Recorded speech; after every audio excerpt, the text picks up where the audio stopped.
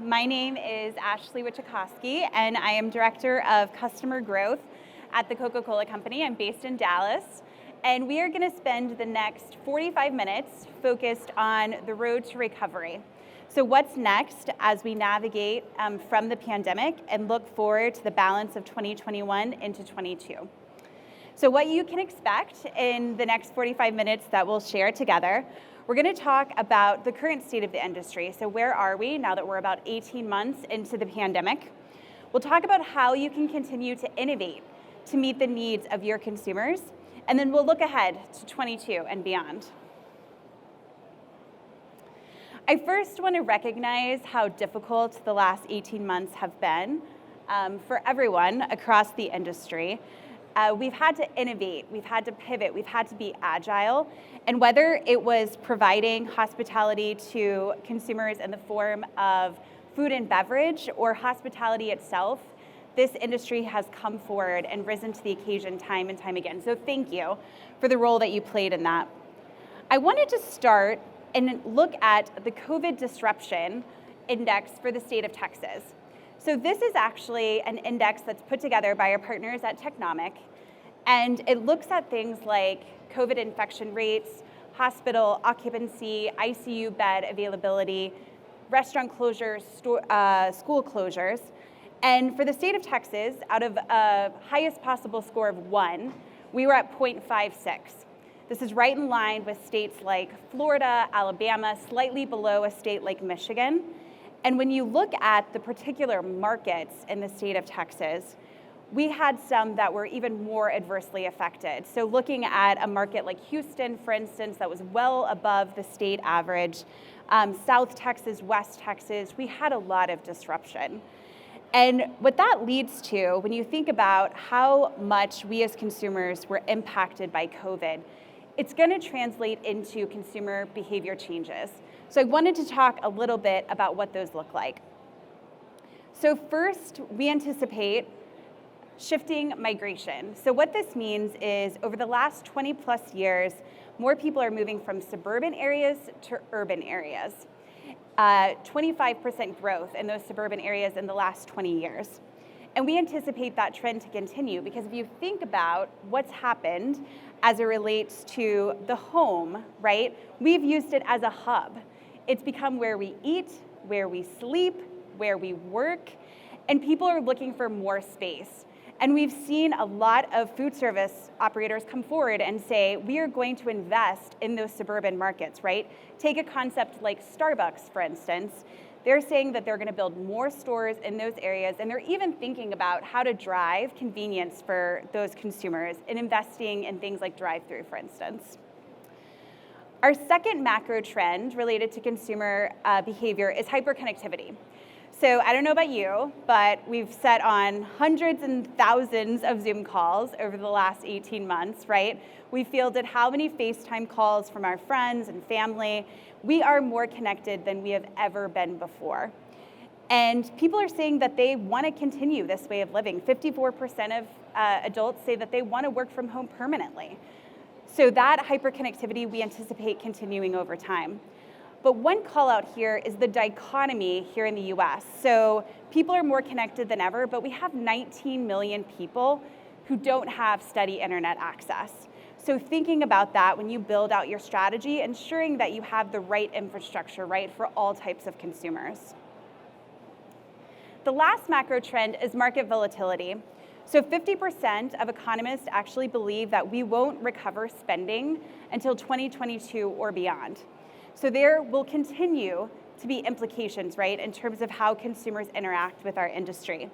And as it mentions there, we continue to see restaurant closures, right? So when you look at food, all of those macro changes have impacted how we consume food. So the top line is looking at retail locations, the middle line is looking at food service and on-premise, and the bottom line is looking at all digital occasions across retail and food service. The reality is that there were puts and takes, right, across the entirety of the pandemic. So traffic declined almost 30% at the peak of the pandemic for food service. But we saw digital occasions, so people going to those digital capabilities, right, that create convenience for them, rise nearly 73%. So what that means for us is there's been a lot of contraction in our industry.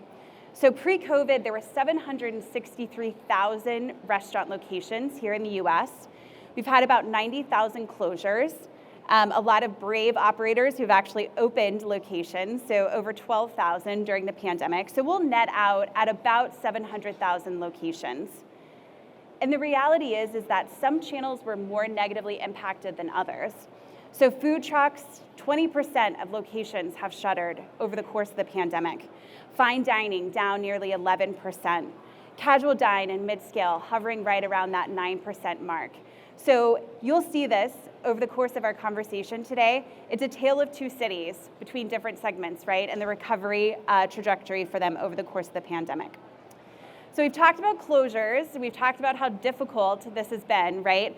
But the reality is that optimism abounds for our industry. 55% of Americans have received their first COVID vaccine. The government has assisted the industry with $28.6 billion of relief, and consumer spending is up 14% in the first quarter. And what's really exciting is when we ask consumers what activities they miss during COVID, 51% say that going to restaurants, eating at a restaurant is the number one thing that they miss the most.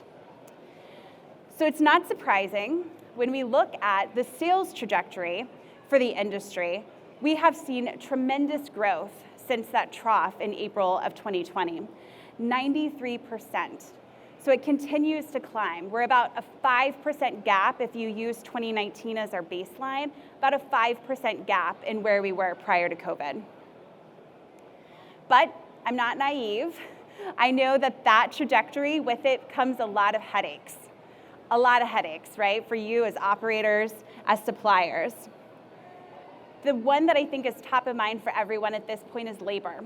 So 50% of operators say that labor constrained their business in May of this year.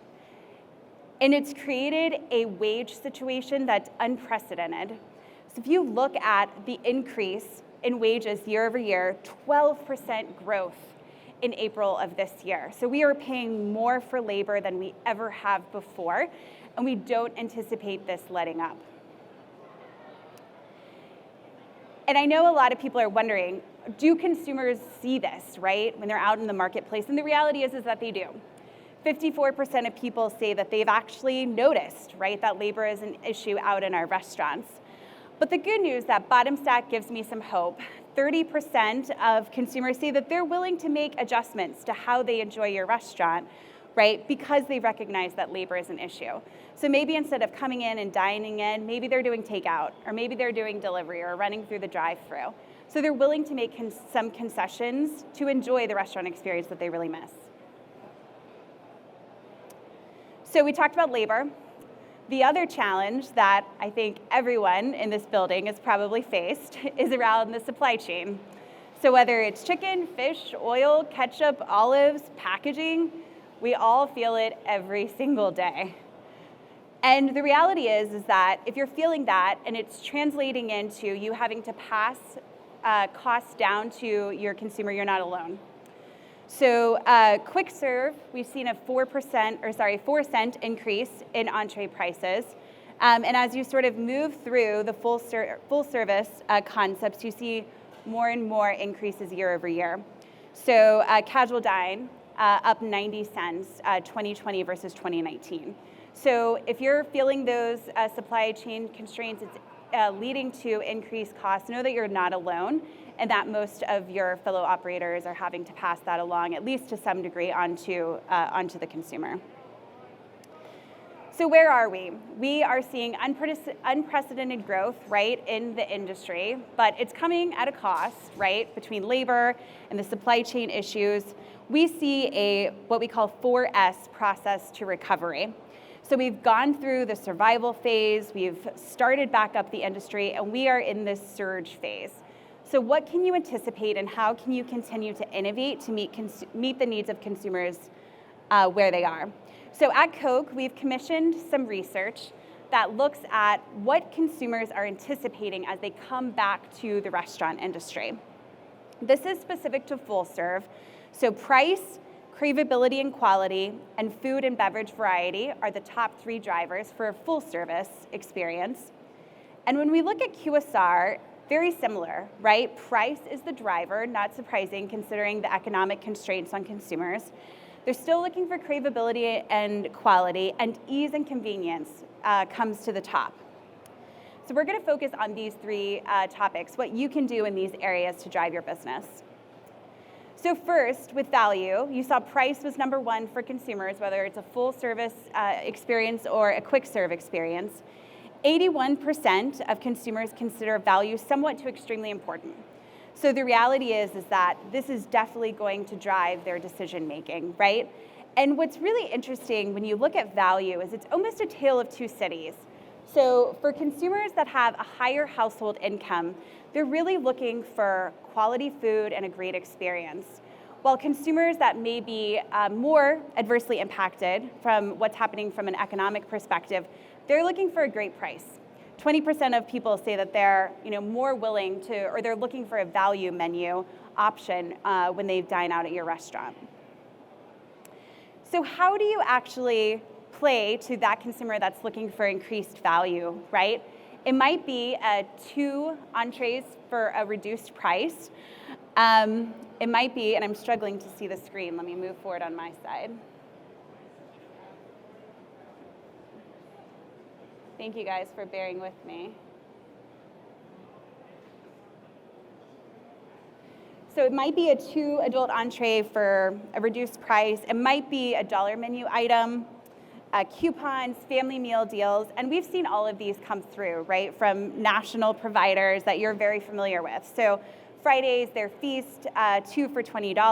Applebee's offered a dozen shrimp with any steak entree for $1. So you want to talk about value, right? Wendy's, they introduced a more premium spicy chicken sandwich as part of their 4 for $4 deal. And then most of you probably saw Travis Scott's McDonald's value menu or meal. And it was not that steeply discounted. It was at a $6 price point, right? Which doesn't scream value. But just having his celebrity associated with it drives value, right, in the eyes of the consumer. So I mentioned there's a tale of 2 cities here, right? So people are looking for a lower price point, but there are a lot of people who are looking for value well beyond price point. And number 1 to that is making convenience a top priority. So whether it's creating a drive-through occasion in your restaurant, we've seen a lot of fast casual providers do that. Chipotle, Shake Shack, maybe you're investing in shelving for takeout. You're investing in QR codes, meal kits. Those can all create convenience for the consumer and in turn, a perception of value.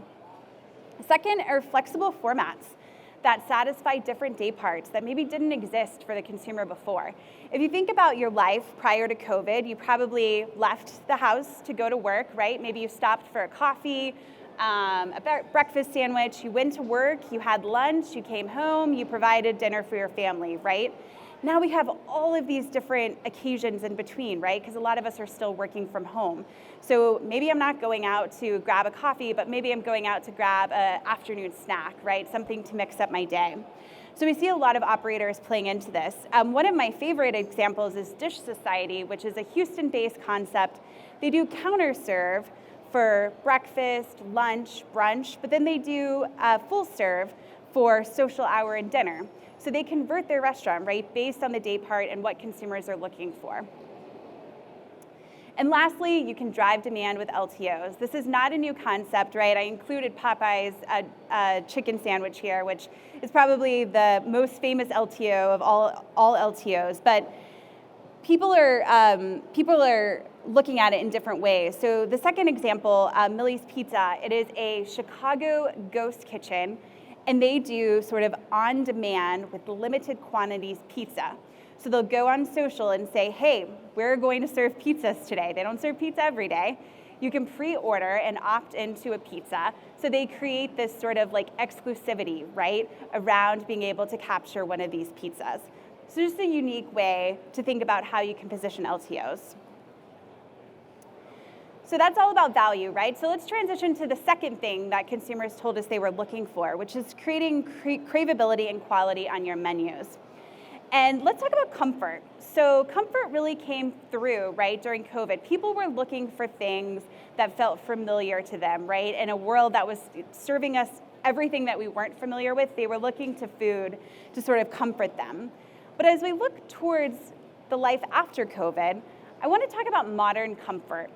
So this is really interesting. 40% of people say they're looking for comfort on the menu, but we have new generations coming forward, right? People who think about comfort very differently outside of just, mashed potatoes and mac and cheese, right? They're thinking about soup, but they're thinking about soup in the form of ramen or pho. Tacos have become so popular, right? That's a comfort food. And then you think about the play on some things that are really nostalgic for us, right? Birthday cake, for instance. You see Ginny's ice cream birthday cake, you see Kit Kats, you see Oreos. People love the idea of a birthday cake flavor.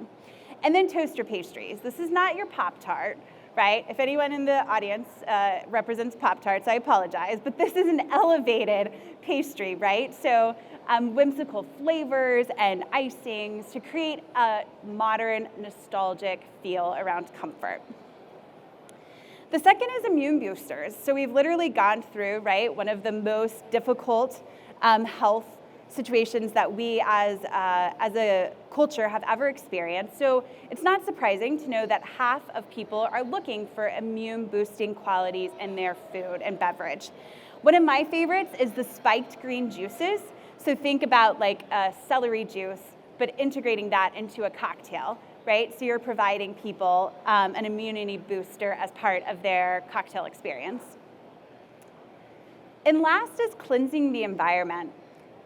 So people are gravitating towards plant-based, that's the reality, right? We've seen it in all different types of ways. One of my favorites is the first example from Burger King. So they've actually committed by the end of 2021 that they're eliminating all artificial colors and flavors from their food. A really big move, right, for a brand with that amount of scale. And then in the middle, this is another one. I can't wait to try this next time in Austin. It's actually meatless bacon. So we've gotten way into proliferation in terms of how we serve up plant-based solutions to consumers, and they're looking for them. So moving on to our third driver, elevating the experience through convenience. I love this graphic because it just illustrates how we as consumers take in a food and beverage experience, right? It used to be, right, you either dined in a restaurant, you went through the drive-through, or maybe you took takeout or delivery, right? That was a small percentage of the mix. But now we have contactless delivery. We have curbside pickup, right? We have third-party delivery. The ways that people can access our food are more diverse than they've ever been before. And the reality is I know it can be expensive, I know it can be time intensive, but it's actually creating incrementality for the industry. So this is looking at QSR. We anticipate post-COVID an incremental 1.7 visits to QSR on a monthly basis. And when we look at for FSR, it's even more so. So 3.4 incremental visits, and the majority of that is actually driven by off-premise occasions. So it's working in terms of attracting consumers. So as we look forward, what are people going to be looking for? They're going to be looking for drive-through, takeout. You see at the bottom, which might be music to a lot of people's ears, they actually report that they'll deliver from third-party less post-COVID than they did during the pandemic. So looking forward, how can you innovate, right, to continue to capture these occasions that are driven by convenience? Contactless comes up as the top two, but there are some other interesting ones there in the middle as well, right? Doing digital only orders, right? Another way to create convenience for consumers along the path to purchase. So value, creating craveable and quality food and convenience, critical moving forward. But let's look forward to what we can actually anticipate in 22 and beyond. So There are a lot of different projections out there in terms of what the industry will do over the next several years. But the reality is that a lot of folks say that we will not recover until 2025 to the rates that we experienced pre-COVID. But I mentioned Tale of Two Cities before, and you definitely see this coming forward when you look at the channel level. So limited serve restaurants, by 2025, they're actually over-indexing by over 10 points. But then you see your full service restaurants that haven't even reached, right, those 2025 numbers by 2025. Sorry, 2019 numbers by 2025. So it's definitely going to be sort of a different story, right, for quick serve versus full serve, given the challenges that the full serve restaurants are facing. So with that, I'll pause and see if there are any questions from the group. Anybody? Okay. Thank you guys so much for your time. Really appreciate it. Oh, we have a question. Okay. There's a mic for you. I was wondering if there was any information on how people are currently reacting to, I would say, the feedback to, I would say more of a health conscious menu, whether it be like meatless burgers or, farm grown chicken and all that.